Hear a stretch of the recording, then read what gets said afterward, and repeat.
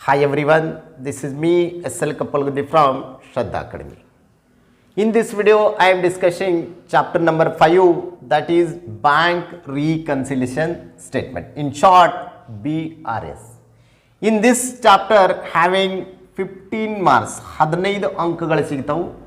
There is a one compulsory question on your exam, that is 12 marks problem. 12 ಮಾರ್ಕ್ಸಿಗೆ compulsory ಕೊಟ್ಟಿರ್ತಾನೋ in every exam, in mid term ಆಗಿರ್ಬೋದು, annual ಆಗಿರ್ಬೋದು. So ಈಸಿಯಾಗಿ ನಾವು solve out ಮಾಡ್ಬೋದು ಇದನ್ನು. ಯಾಕಂದ್ರೆ ಇಲ್ಲಿ ಈ ಪ್ರಾಬ್ಲಮ್ ಸಾಲ್ವ್ ಔಟ್ ಮಾಡ್ಬೇಕಾದ್ರೆ there is no any ledger, opening up ledger ಮಾಡೋದು ಅವಶ್ಯಕತೆ ಇಲ್ಲ, ಪಾಸಿಂಗ್ ದ ಜರ್ನಲ್ ಎಂಟ್ರೀಸ್ ಮಾಡೋದು ಅವಶ್ಯಕತೆ ಇಲ್ಲ. ಜಸ್ಟ್ ಪ್ಲಸ್ ಆ್ಯಂಡ್ ಮೈನಸ್ ಮಾಡೋಕ್ಕೆ ಗೊತ್ತಿದ್ರೆ ಸಾಕ, it will be easily solve out ಆಗ್ತದೆ. ಸೊ ಹಂಗಾದ್ರೆ ಇಲ್ಲಿ ಪ್ಲಸ್ ಮೈನಸ್ ಏನು ಮಾಡೋದು ಅನ್ನೋದನ್ನು ನಾವು ತಿಳ್ಕೊಬೇಕಾದ್ರೆ ಸ್ವಲ್ಪ ನಾವು ಡೀಪಾಗಿ ಇದನ್ನು ಏನು ಮಾಡ್ಬೇಕಂದ್ರೆ ಥೆರಾಟಿಕಲ್ ಪಾರ್ಟನ್ನ ಓದಬೇಕು. ಇನ್ನು ಪ್ರಾಕ್ಟಿಕಲ್ ಆಗಿ ತಿಳ್ಕೊಬೇಕಿದ್ದು, ನಾಟ್ ಓನ್ಲಿ ಬರೀ ಓದ್ರೆ ತಿಳಿಯಂಗಿಲ್ಲ ಈ ಚಾಪ್ಟರ್.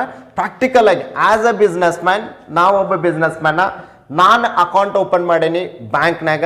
ಸೊ ಬ್ಯಾಂಕ್ನಾಗ ಟ್ರಾನ್ಸಾಕ್ಷನ್ಸ್ಗಳು ಏನಾಗತ್ತವು, ನಾನು ಬಿಸ್ನೆಸ್ ಮ್ಯಾನ, ನಾನು ಅಕೌಂಟನ್ನು ಓಪನ್ ಮಾಡ್ಕೊಂಡನಿ ನನ್ನ ಬಿಸ್ನೆಸ್ ಒಳಗೆ ಬ್ಯಾಂಕ್ ಅಕೌಂಟ್ನ ನಾ ಏನೇನು ಟ್ರಾನ್ಸಾಕ್ಷನ್ ಮಾಡೀನಿ ಸೇಮ್ ಟ್ರಾನ್ಸಾಕ್ಷನು ಬ್ಯಾಂಕ್ನಾಗ ರಿಫ್ಲೆಕ್ಟ್ ಆಗ್ತಿರ್ಬೇಕು as on date.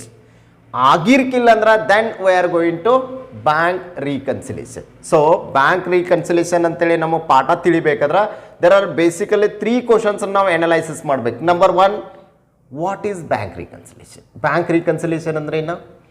Y the bank reconciliation are made? ನಾವು ಯಾಕೆ ರೀಕನ್ಸಿಲೇಷನ್ ಮಾಡಬೇಕು? Number 3, what are the causes? ಯಾಕೆ ಏನು ಕಾರಣಗಳದಾವ ನಾವು ಈ ಬ್ಯಾಂಕ್ ಡಿಫ್ರೆನ್ಸ್ ಬರಾಕ ಪಾಸ್ಬುಕ್ಕಿಗೆ ಮತ್ತು ಕ್ಯಾಶ್ ಬುಕ್ಕಿಗೆ ಅನ್ನೋದನ್ನು ನಾವು ಗೊತ್ತಾತಂದ್ರೆ ಈ ಚಾಪ್ಟರ್ ಡೆಡ್ ಈಸಿಯಾಗಿ ನಮ್ಗೆ ತಿಳಿತೀವಿ. ಸೊ ಆತ್ಮೀಯ ವಿದ್ಯಾರ್ಥಿಗಳೇ, ಈ ಚಾಪ್ಟರ್ ನಾವು ತಿಳ್ಕೊಬೇಕಾದ್ರೆ ಫಸ್ಟ್ ನಮಗೆ ಬೇಸಿಕ್ 2 ಡಾಕ್ಯುಮೆಂಟ್ಸ್ ಬಗ್ಗೆ ಗೊತ್ತಿರಬೇಕು. Number 1 is passbook. So passbook ಅಂದರೆ ಏನು? What you mean by passbook? It is a copy of customer account. Customer ಅಂತಂದ್ರೆ ಇಲ್ಲಿ ಬಿಸ್ನೆಸ್ ಮ್ಯಾನ್ ಆಗಿರ್ಬೋದು, ನೀವು ಆಗಿರ್ಬೋದು, ಯಾರ ಬ್ಯಾಂಕ್ನಾಗ ಅಕೌಂಟ್ಸ್ ಓಪನ್ ಮಾಡಿರ್ತಾನ ಅವರೆಲ್ಲ customer of the bank. So ಹಂಗಂದ್ರೆ ಬ್ಯಾಂಕ್ನಾಗ ಟ್ರಾನ್ಸಾಕ್ಷನ್ಸ್ಗಳು ಈಚ್ ಆ್ಯಂಡ್ ಎವ್ರಿ ಡೇ ನಮ್ಗೆ ಹೋಗಿ ನೋಡೋಕ್ಕಾಗಂಗಿಲ್ಲ. ಸೊ ಬ್ಯಾಂಕರ್ ಏನು ಮಾಡ್ತಿರ್ತಾನಪ್ಪ ಅಂದ್ರೆ ಮಂತ್ ಎಂಡಿಗೆ ಅಥವಾ ವೀಕ್ಲಿ ನಮ್ಗೆ ಯಾವಾಗ ರಿಕ್ವೈರ್ಮೆಂಟ್ ಐತಿ, ಯಾವಾಗ ನೆಸಸರಿ ಐತಿ, ಆ ಬ್ಯಾಂಕ್ ಪಾಸ್ಬುಕ್ನ ಅಪ್ಡೇಟ್ ಮಾಡಿ ಕೊಡ್ತಿರ್ತಾರೆ. ಸೊ ಅವಾಗ ನಮಗೆ ಗೊತ್ತಾಗ್ತೈತಿ ಬ್ಯಾಂಕ್ನಾಗಿಂದ ರೊಕ್ಕ ಎಲ್ಲಿಂದ ಬರತೈತಿ. ಸೊ ಬ್ಯಾಂಕ್ನಾಗ ಪೇಮೆಂಟ್ ಆಗಿತ್ತಂದ್ರೆ ಎಲ್ಲಿಂದ ಹೋಗಿರ್ತೈತಿ. ಸೊ ಇದನ್ನೆಲ್ಲ ನಾವು ಗೊತ್ತು ಮಾಡ್ಕೋಬೇಕಾದ್ರೆ bank passbook is very very important and essential document for reconciliation of bank statement.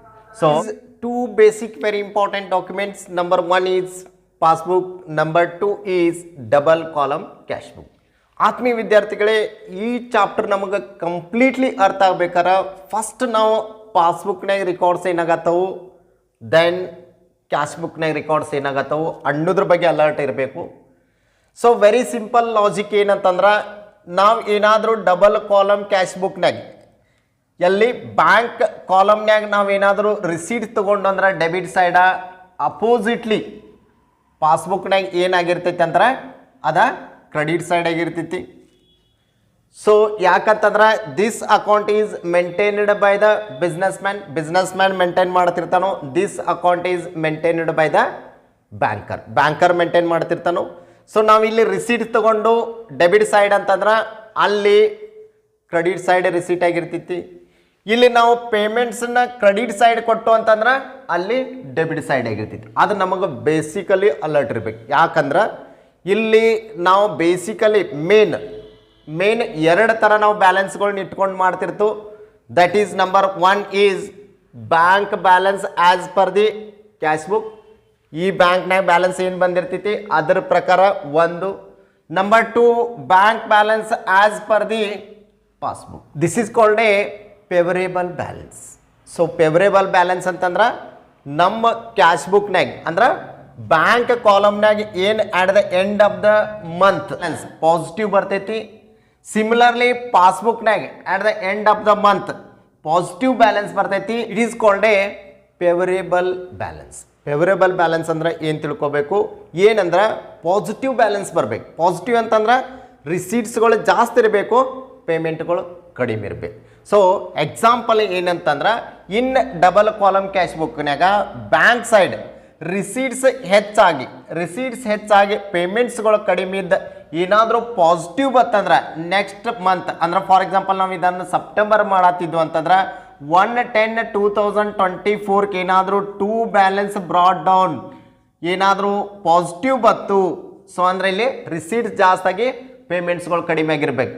So keep in mind, receipts ಹೆಚ್ಚಾಗಿ ಪೇಮೆಂಟ್ಗಳು ಕಡಿಮೆ ಆಗಿದ್ದು ಅಂದ್ರೆ, ಸೊ ಫಾರ್ ಎಕ್ಸಾಂಪಲ್ ಈಗ ನಮ್ದು ಓಪನಿಂಗ್ ಬ್ಯಾಲೆನ್ಸ್ ಇರ್ತೈತಿ 19ಕ್ಕೆ ಒಂದು 20,000 ಬ್ಯಾಲೆನ್ಸ್ ಐತಿ, ಪೇಮೆಂಟ್ಸ್ಗಳು ಎಷ್ಟಾಗ್ಯಪ್ಪ ಅಂತಂದ್ರೆ 10,000 ಪೇಮೆಂಟ್ಸ್ ಆಗೈತಿ, 10,000 ಓಪನಿಂಗ್ ಬ್ಯಾಲೆನ್ಸ್ ಉಳಿತೈತಿ next month. That is negative ಯಾವಾಗ ಬರ್ತೈತೆ ಅಂದ್ರೆ ರಿಸೀಟ್ಸ್ ಕಡಿಮೆ ಇರ್ತಾವೆ, ಪೇಮೆಂಟ್ ಜಾಸ್ತಿ ಇರ್ತಾವೆ. That is called a overdraft. 2 marks ಒಳಗೆ ನಾವು ನೋಡಿದೆವು ಓವರ್ ಡ್ರಾಫ್ಟ್ ಅಂತಂದ್ರೆ ರಿಸೀಟ್ಸ್ ಕಡಿಮೆ ಇರ್ತೈತಿ, payment charge. For example 20,000 opening balance ಐತಿ, ಬಟ್ ಇಲ್ಲಿ 30,000 ನಾವು ಏನು ಮಾಡಿದೆವು ಪೇಮೆಂಟ್ಸ್ಗಳು ಮಾಡಿದ್ವು. ಸೊ ಅವಾಗ 10,000 ನೆಗೆಟಿವ್ ಬತ್ತು, ದಟ್ ಈಸ್ ಅನ್ಫೇವರೇಬಲ್ ಬ್ಯಾಲೆನ್ಸ್ ಅಂತೇಳಿ ಕರೀತು. ಸೊ ಇಲ್ಲಿ ಫೇವರೇಬಲ್ ಅಂತಂದ್ರೆ ಪಾಸಿಟಿವ್ ಬರ್ಬೇಕು.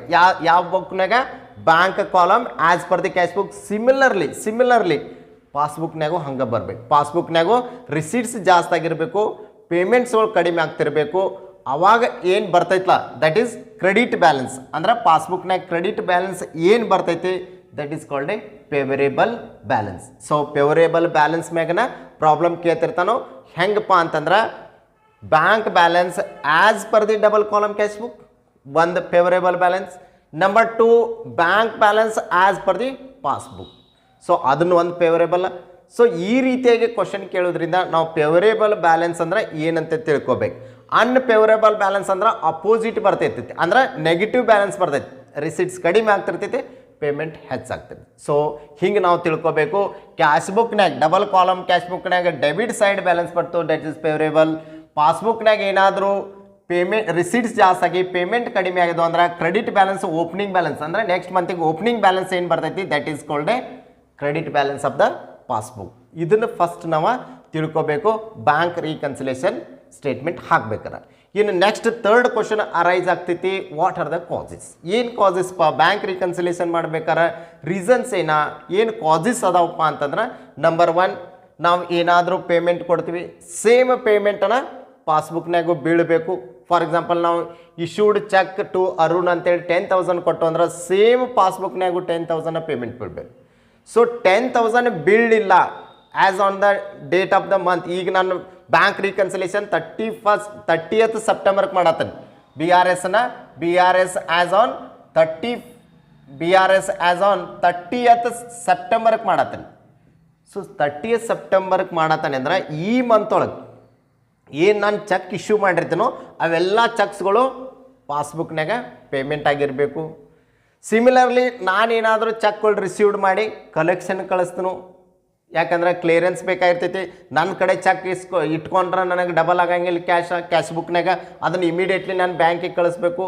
ಸೊ ಬ್ಯಾಂಕ್ನಾಗ ಅಲ್ಲಿ ಕಲೆಕ್ಷನ್ ಕೊಟ್ಟಂದ್ರೆ ಅಲ್ಲಿ ಕ್ಯಾಶ್ ಬಂದಿರ್ತೈತಿ, ಅಂದ್ರೆ ಬ್ಯಾಂಕ್ನಾಗ ಕಲೆಕ್ಟ್ ಆಗಿರ್ತೈತಿ. ಸೊ ಅದನ್ನು ಯಾವಾಗ ಬೇಕಾದಾಗ ತಗೊಂಡು ನನ್ನ ಬಿಸ್ನೆಸ್ ಒಳಗೆ ಯೂಸ್ ಮಾಡ್ಬೋದು. ಸೊ ಇಲ್ಲಿ ಮೇನ್ ನಾವು ಕಾನ್ಸಂಟ್ರೇಷನ್ ಮಾಡೋದಂದ್ರೆ ಚೆಕ್ಸ್ಗಳ ಮ್ಯಾಗ, issued ಚೆಕ್ಕ, deposit ಚೆಕ್ಕ.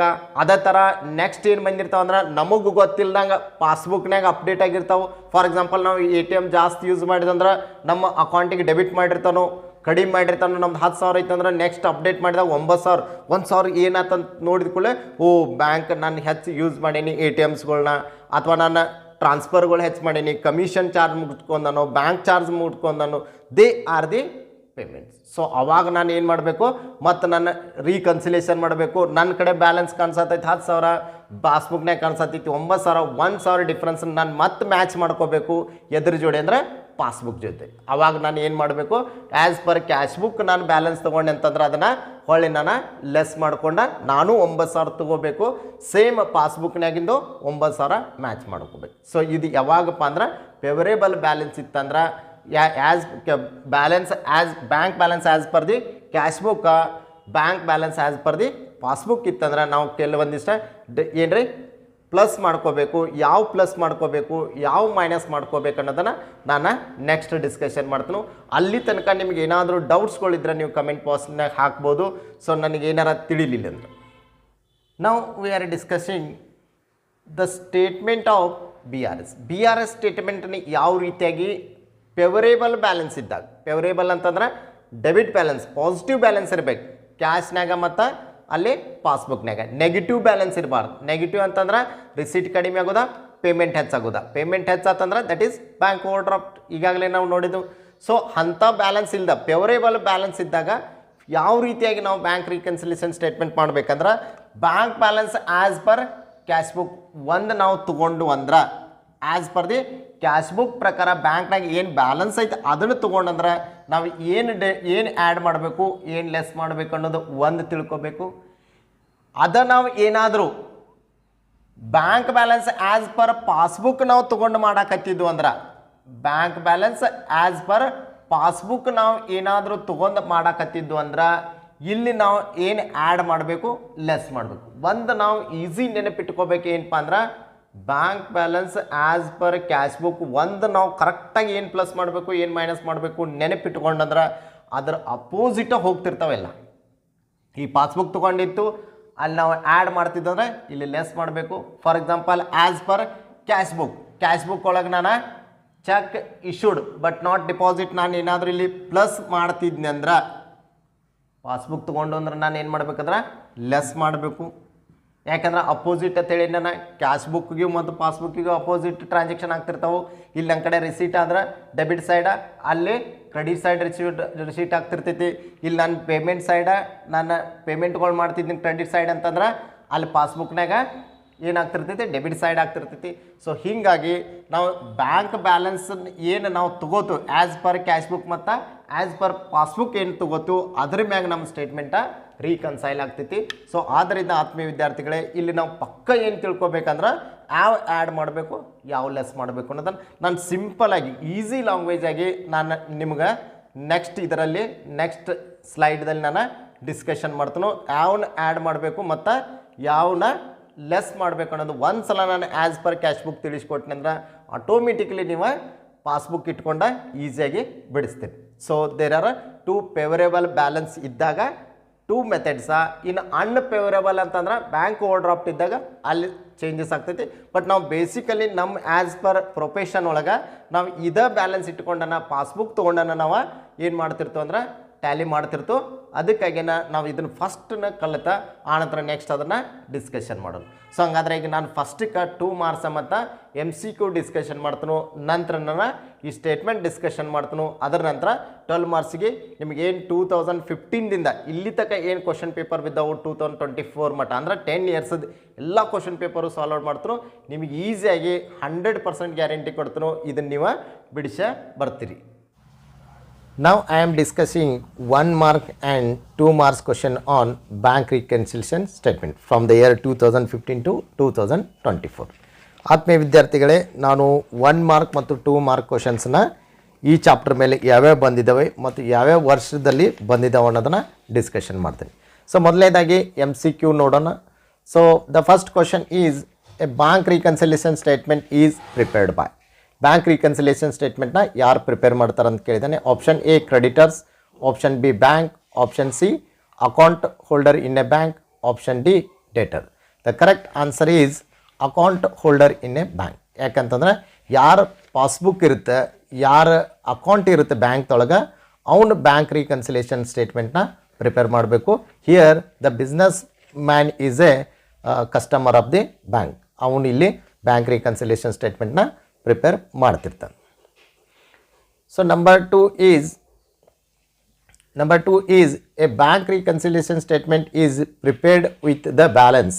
So bank reconciliation ಯಾವ ಬ್ಯಾಲೆನ್ಸ್ ತೊಗೊಂಡು ಮಾಡ್ತು ಅಂದ್ರೆ option A bank balance as per the passbook, bank balance as per the cash book. Here C is both passbook and cash book. D is the none of the above. The correct answer is both as per the bank balance as per the passbook and bank balance as per the cash book. ಯಾಕಂತಂದ್ರೆ ನಾವು bank reconciliation statement ಮಾಡಬೇಕಾದ್ರೆ ಇವು ಎರಡು balance ನಮ್ಗೆ very very important. So next third one is bank passbook is a copy of bank ಪಾಸ್ಬುಕ್ಕ ಇದು ಒಂದು copy ಯಾವ್ದು ಅಂತಂದ್ರೆ copy of customer account, copy of bank column of cash book, copy of cash column of cash book. Number D copy of receipts and payment. The correct answer is copy of a customer account. ಈಗಾಗಲೇ bank passbook ಯಾರು account holder ಇರ್ತಾನೋ ಅವನ ಹೆಸರಲ್ಲಿ passbook ಇರ್ತೈತಿ. There four it is a copy of the customer. Here business man is a customer of the bank. Therefore the A is the correct answer. Number 4 is favourable bank balance means. So ಇದನ್ನು ಒಂದು ಸ್ವಲ್ಪ ನೀವು ಸರಿಯಾಗಿ ತಿಳ್ಕೊಬೇಕು. Favourable bank balance ಅಂದ್ರೆ ಈಗ ನಾವು ಏನು ಕ್ಯಾಶ್ ಬುಕ್ನ ಮೇಂಟೈನ್ ಮಾಡ್ತಿರ್ತೀವಿ, ಡಬಲ್ ಕಾಲಮ್ ಕ್ಯಾಶ್ ಬುಕ್ನ ಎಲ್ಲಿ ಬಿಸ್ನೆಸ್ ಒಳಗೆ. ಹಿಯರ್ ಪಾಸ್ಬುಕ್ನ ಮೇಂಟೈನ್ ಮಾಡ್ತಿರ್ತಾನೋ ಬ್ಯಾಂಕರ್ ಇದ್ದಾವೆ.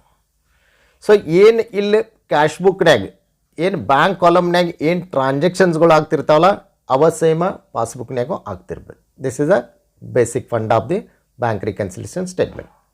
ಸೊ ಹಿಯರ್ ಇಲ್ಲಿ ಏನು ನಾವು bank balance as per the double column cash ಬುಕ್ಕ ಅದು ಏನಾರ ಪಾಸಿಟಿವ್ ಬರ್ತಂದ್ರೆ, ಪಾಸಿಟಿವ್ ಅಂತಂದರೆ ಏನು ಹೇಳಿದ್ರೆ ನಾನಿಲ್ಲಿ ರಿಸೀಟ್ ಹೆಚ್ಚಾಗಿ ಪೇಮೆಂಟ್ಗಳು ಕಡಿಮೆ ಆಗ್ತಿದ್ದು ಅಂದ್ರೆ. So for example receipt 10,000 hockey payment 8,000 ಅಂತಂದ್ರೆ 2,000 ಈಸ್ ಎ ಫೇವರೇಬಲ್ ಬ್ಯಾಲೆನ್ಸ್. ಯಾಕಂತಂದ್ರೆ ನಾವು ನೆಕ್ಸ್ಟ್ ಮಂತ್ ಅದನ್ನು ಯೂಸ್ ಮಾಡ್ಬೋದು 2,000. That is debit balance in bank column of double column cash book. This is the one things ನಾನು ಬ್ಯಾಂಕ್ ಕಾಲಮ ಕ್ಯಾಶ್ ಬುಕ್ ಪ್ರಕಾರ ಹೇಳಿದ್ನಿ. Next ಪಾಸ್ಬುಕ್ಕಿಗೆ ಬರೋದು.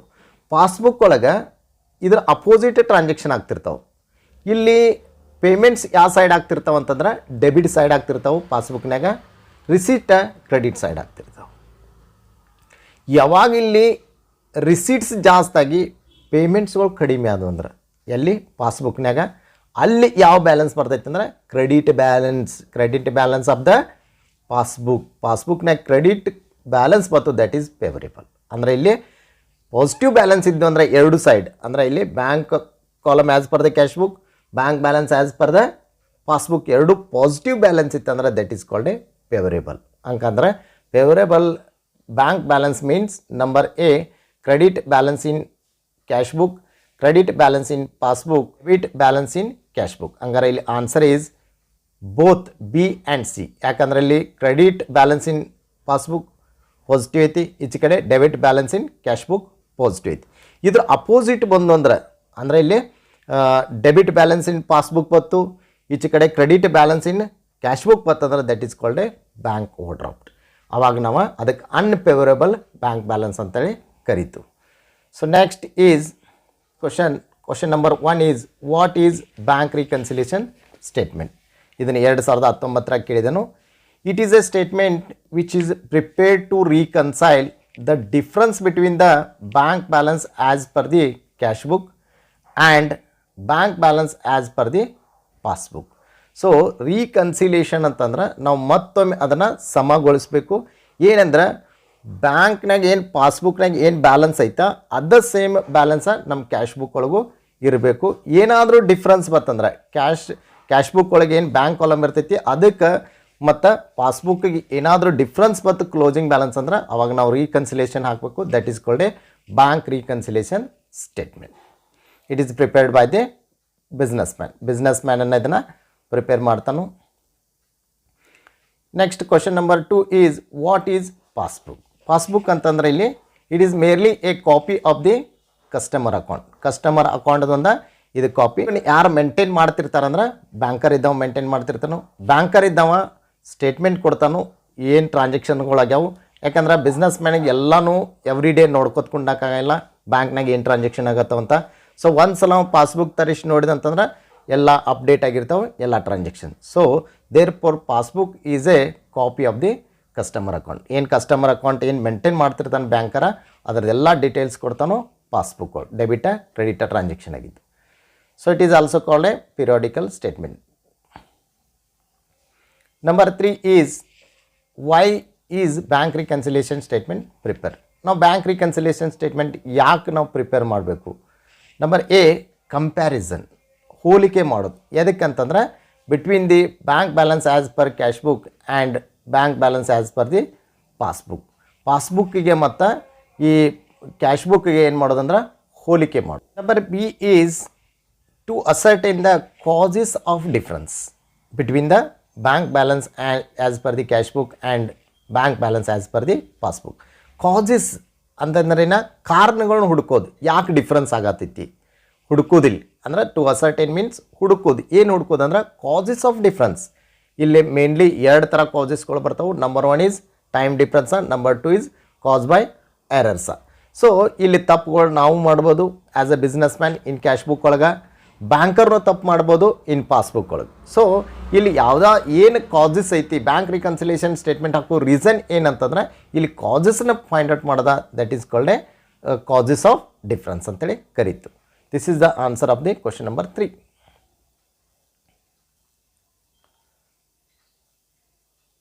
Next question number 4 is what is bank over draft.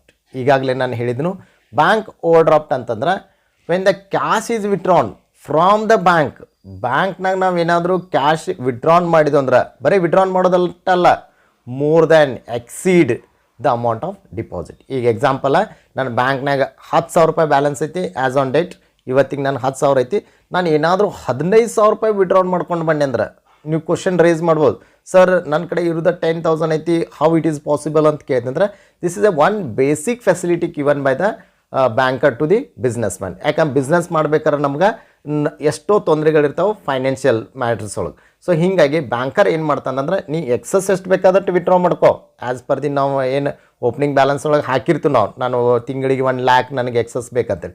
So ನೀನು excess 1 lakh ತಗೋ, but excess ತೊಗೊಂಡೆ ಅಂದ್ರೆ ಅದ್ರ ಮ್ಯಾಗ ನೀನು ಇಂಟ್ರೆಸ್ಟ್ ಪೇ ಮಾಡಂತೇಳಿ ಬ್ಯಾಂಕರ್ ಹೇಳಿರ್ತಾನೋ, that is called a bank overdraft. It is a liability of the firm. Yes, it is a liability. It is always shown credit balance. This is a very important. ಇಲ್ಲಿ fill in the blanks ಒಳಗೆ ಕೇಳ್ತಿರ್ತಾನೋ bank overdraft is a dash balance ಅಂತ ಕೇಳಿದ್ರೆ credit balance ಅಂತೇಳಿ ಬರೀಬೇಕು. ಯಾವತ್ತು ಲಯಬಿಲಿಟೀಸ್ಗಳ credit balance ಇರ್ತಾವೆ, ಯಾವತ್ತು ಅಸೆಟ್ಸ್ಗಳ ಡೆಬಿಟ್ ಬ್ಯಾಲೆನ್ಸ್ ಇರ್ತಾವೆ. ಇದನ್ನು ನಾವು ಲಾಜಿಕ್ ಇಟ್ಕೊಂಡು ಕಿಸಿಂದ ನಾವು ಪ್ರತಿಯೊಂದು ಅಸೆಟ್ಸ್ ಮತ್ತು ಲಯಬಿಲಿಟಿಗಳನ್ನ ಬ್ಯಾಲೆನ್ಸ್ ಮಾಡ್ಕೋತಾ ಹೋಗ್ಬೇಕು. Next, 5th one is state any causes difference between the cash book balance and passbook balance. ಈಗಾಗಲೇ ನಾನು ಹೇಳಿದ್ದೀನಿ. ಸೊ ಯಾವ ಕಾಸಸ್ಗಳು ಆಗಿರ್ತಾವಂತಂದ್ರೆ ಮೇನ್ ಚೆಕ್ಕನ್ನು ಇಶ್ಯೂ ಮಾಡಿರ್ತೀವಿ ಬಟ್ ನಾಟ್ ಎಟ್ ಪ್ರೆಸೆಂಟೆಡ್, ಅಂದ್ರೆ ಅಲ್ಲಿ ಪ್ರೆಸೆಂಟ್ ಆಗಿರೋಂಗಿಲ್ಲ. This is one cause. Number 2 is cheque paid into bank but not yet collected. ನಾವು ಚೆಕ್ಕನ್ನು ರಿಸೀಟ್ ಮಾಡ್ಕೊಂಡು ಬ್ಯಾಂಕಿಗೆ ಕಳಿಸಿರ್ತೀವಿ, ಬ್ಯಾಂಕರ್ ಇದ್ದಾವ ಅದನ್ನು ಇನ್ನೂ ಕಲೆಕ್ಷನ್ಗೆ ಹಾಕಿರೋದಿಲ್ಲ.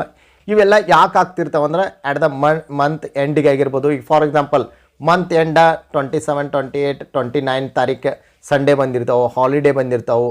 ಅದಕ್ಕಾಗಿ ಆ ಡೇಟಿಗೆ ಪೇಮೆಂಟ್ ಆಗ್ತಿರಂಗಿಲ್ಲ, ಆ ಡೇಟಿಗೆ ಡಿಪಾಸಿಟ್ ಆಗ್ತಿರಂಗಿಲ್ಲ. ಸೊ ನಮ್ಮ ಕ್ಯಾಶ್ ಬುಕ್ದಿಂದ ನಾವು ಏನು ಮಾಡಿರ್ತೀವಿ, ರಿಸೀಟ್ ತೊಗೊಂಡಿರ್ತೀವಿ, ಈಚೆ ಕಡೆ ಪೇಮೆಂಟ್ಗಳು ಹಾಕಿರ್ತೀವಿ. ಸೊ ಬ್ಯಾಂಕ್ನಾಗ ಅವು ಟ್ರಾನ್ಸಾಕ್ಷನ್ ಆಗಿಲ್ಲ ಅನ್ನೋದಕ್ಕೆ ಬ್ಯಾಂಕ್ ಬ್ಯಾಲೆನ್ಸ್ಗೆ ಮತ್ತು ನಮ್ಮ ಕ್ಯಾಶ್ ಬುಕ್ಗೆ ಡಿಫ್ರೆನ್ಸ್ ಬಂದಿರ್ತೈತಿ. ಅವನ್ನ ನಾವು ಹುಡುಕಾಡಿ ಏನು ಮಾಡಬೇಕಪ್ಪ ಅಂತಂದ್ರೆ ಅವನ್ನ ಕರೆಕ್ಟಾಗಿ ಮ್ಯಾಚ್ ಮಾಡ್ಕೋತಾ ಹೋಗ್ಬೇಕು. ಪಾಸ್ಬುಕ್ನಾಗ ಏನು ಬ್ಯಾಲೆನ್ಸ್ ಇರ್ತೈತೆ ಅಷ್ಟೇ ಕ್ಯಾಶ್ ಬುಕ್ಕಿಗೆ ತೊಗೊಂಬರ್ಬೇಕು. ಇನ್ನು number C direct debit made by the bank on behalf of customer ಪರವಾಗಿನ ಡೈರೆಕ್ಟ್ ಅಲ್ಲಿ ಏನು ಮಾಡಿರ್ತಾನೋ ಪೇಮೆಂಟ್ ಮಾಡಿರ್ತಾನೋ. ಸೊ ಅಂಥ ಸಿಚುವೇಶನ್ದಾಗೂ ನಮಗೆ ಡಿಫ್ರೆನ್ಸ್ಗಳು ಬರ್ತಿರ್ತಾವೆ. Next amount directly deposited in the bank. ಒಬ್ರು ಯಾರೋ ಕಸ್ಟಮರ್ ಹೋಗಿ ಡೈರೆಕ್ಟ್ ಕ್ಯಾಶ ತುಂಬಿರ್ತಾವ್ರು, ನಮಗೆ ಇಂಟಿಮೇಷನ್ ಕೊಟ್ಟಿರಂಗಿಲ್ಲ. ನಾವು ಇಲ್ಲಿ ಕ್ಯಾಶ್ ಬುಕ್ ಒಳಗೆ ಯಾವುದೂ ಟ್ರಾನ್ಸಾಕ್ಷನ್ ಮಾಡಿರಂಗಿಲ್ಲ, ಬಟ್ ಅಲ್ಲಿ ಬ್ಯಾಂಕ್ನಾಗ ಟ್ರಾನ್ಸಾಕ್ಷನ್ ಆಗುತ್ತೆ. ಈ ಎಲ್ಲ ಸರ್ಕಮ್ಟೆನ್ಸಸ್, ಈ ಕಾಸಸ್ಗಳು ಏನು ಡಿಫ್ರೆನ್ಸ್ ಬರ್ತಾವೋ ಅವನನ್ನು ನಾವು ಏನು ಮಾಡ್ಕೋದ ಮ್ಯಾಚ್ ಮಾಡ್ಕೋದ, that is called a bank reconciliation statement. So any 2 causes ಬೈರಿ ಅಂದನು, ನೀವು ಯಾವುದಾದ್ರೂ 2 ಬರೋದಂದ್ರೆ you got the 2 marks. So next number 6 is give any 2 example of errors committed by the firm in a cash book. ನಾ ಈಗಾಗಲೇ ಹೇಳಿದನು ಯಾವುದಾದ್ರೂ 2 ಎರರ್ಸ್ಗಳು commit ಯಾರು ಮಾಡಿರ್ತಾರಂತಂದ್ರೆ ನಾವು ಮಾಡಿರ್ತೀವಿ, ಬಿಸ್ನೆಸ್ ಮ್ಯಾನ್ ಇದ್ದಾವ ಮಾಡಿರ್ತಾನೋ ಕ್ಯಾಶ್ ಬುಕ್ ಒಳಗೆ ಏನೇನು ತಪ್ಪುಗಳು ಮಾಡಿರ್ತಾನಪ್ಪ ಅಂತಂದ್ರೆ omission or wrong recording of the transactions relating to cheque issued. ಇಲ್ಲಿ ಒಂದೊಂದು ಸಲ ನಾವು ಕಸ್ಟಮರ್ ಇದ್ದಾವ ಚೆಕ್ ತಂದು ಕೊಟ್ಟಿರ್ತಾನು, ನಾವು ಎಂಟ್ರಿನ ಮಾಡ್ಕೊಂಡಿರಂಗಿಲ್ಲ, ಹಂಗೆ ಬ್ಯಾಂಕಿಗೆ ಕಳಿಸಿರ್ತು, ಅಲ್ಲಿ ಇದ್ದಿದ್ದು ಏನಾಗಿರ್ತೈತೆ ಡಿಪಾಸಿಟ್ ಆಗಿರ್ತೈತೆ, ನಮ್ಮ ಕಡೆ ರಿಸೀಟ್ ಬಿದ್ದಿರಂಗಿಲ್ಲ. ಸೊ ಕೆಲವೊಂದಿಷ್ಟು ಸಲ ರಾಂಗ್ ರೆಕಾರ್ಡಿಂಗ್ ಮಾಡ್ಕೊಂಡಿರ್ತು, ನಾವು ಚೆಕ್ ಆ್ಯಕ್ಚುಲಿ ಪೇಮೆಂಟ್ ಮಾಡಿರ್ತು, ರಿಸೀಟ್ ಸೈಡ್ ಎಂಟ್ರಿ ಮಾಡ್ಕೊತೀವಿ. ಇವೆಲ್ಲ ನಾವು ಮಾಡುವಂಥ ತಪ್ಪುಗಳಿವ ಏನ್ರಿ wrong recordings number B is cheque deposit and wrong totalling. ನಾವು ಚೆಕ್ಗಳನ್ನ ಡಿಪಾಸಿಟ್ ಮಾಡಿರ್ತು ರಿಸಿಟ್ ಮಾಡಿ, ಸೊ ಅಲ್ಲಿ ಸರಿಯಾಗಿ ಏನಾಗಿರಂಗಿಲ್ಲ, ಟೋಟಲಿಂಗ್ ಆಗಿರಂಗಿಲ್ಲ. ನಾವು 10,000 ಕೊಟ್ಟಿರ್ತು, ಅಲ್ಲಿ 1,000 ಏನಾಗಿರ್ತೈತಿ, ಅಲ್ಲಿ ಡಿಪಾಸಿಟ್ ಆಗಿರ್ತೈತಿ. ದೀಸ್ ಆರ್ ದಿ ವೆರಿ ಏನು ರೀ ಡಿಫ್ರೆಂಟ್ ಇಶ್ಯೂಸ್ ಅಥವಾ different made by the business man in a cash book. So any two ಬರಿ ಅಂದನು you can write any two. I hope this video will be helpful for your upcoming exam. So ಈ video ನಿಮಗೆ ಇಷ್ಟ ಆಗಿದೆ ಅಂತ ತಿಳ್ಕೊಂಡಿದ್ದೀನಿ. ದಯವಿಟ್ಟು ಎಲ್ಲರೂ ಇದನ್ನು ಲೈಕ್ ಮಾಡಿ ಮತ್ತು ಶೇರ್ ಮಾಡಿ. ಸೊ ಎಲ್ಲಿ ತನಕ ನೀವು ನನಗೆ ಎನ್ಕರೇಜ್ ಮಾಡ್ತೀರಿ ಅಲ್ಲಿ ತನಕ ನಾನು ಕಾಮರ್ಸ್ದಲ್ಲಿ ಬರುವ ಪ್ರತಿಯೊಂದು ಕಾನ್ಸೆಪ್ಟ್ಗಳನ್ನು ಕ್ಲೀನಾಗಿ ನೀಟಾಗಿ ಎಕ್ಸ್ಪ್ಲೇನ್ ಮಾಡಿ ಮತ್ತು ಅವುಗಳನ್ನು ಅಪ್ಲೋಡ್ ಮಾಡ್ತೀನಿ. ಸೊ ಅದೇ ರೀತಿಯಾಗಿ ನಾವು ಈಗಾಗಲೇ ಆನ್ಲೈನ್ ಕ್ಲಾಸಸ್ ಕೂಡ ಪ್ರಾರಂಭ ಮಾಡಿದ್ವಿ. ಪ್ರತಿಯೊಬ್ಬರು ಜಾಯ್ನ್ ಆಗಿ ಅದರ ಬೆನಿಫಿಟ್ ತೊಗೊರಿ, ಯಾಕಂದರೆ it is completely free of class ಐತಿ. ಸೊ ನೆಕ್ಸ್ಟ್ ನಾನು ವಿಡಿಯೋನ ಈ ಬ್ಯಾಂಕ್ ರಿಕನ್ಸಿಲಿಯೇಷನ್ ಸ್ಟೇಟ್ಮೆಂಟ್ ಫಾರ್ಮೆಟ್ ಮೇಲೆ ಮಾಡ್ತೀನಿ. ಅದ್ರ ಜೊತೆಗೆ ಈ ಫ್ರಾಮ್ 2015 2020 ಏನು ನಿಮಗೆ 12 ಮಾರ್ಕ್ಸಿಗೆ ಬಿದ್ದವೆ ಪ್ರತಿಯೊಂದು ಪ್ರಾಬ್ಲಮ್ಸ್ನ ಆನ್ಲೈನ್ನಲ್ಲಿ ಬಿಡಿಸ್ತೇನೆ. ಅದ್ರ ಜೊತೆ ನಾನು ವಿಡಿಯೋಸ್ಗಳು ಕೂಡ ಮಾಡಿ ನಾನು ಅಪ್ಲೋಡ್ ಮಾಡ್ತೀನಿ. ಸೊ ಅಲ್ಲಿವರೆಗೂ take care, bye bye, thank you.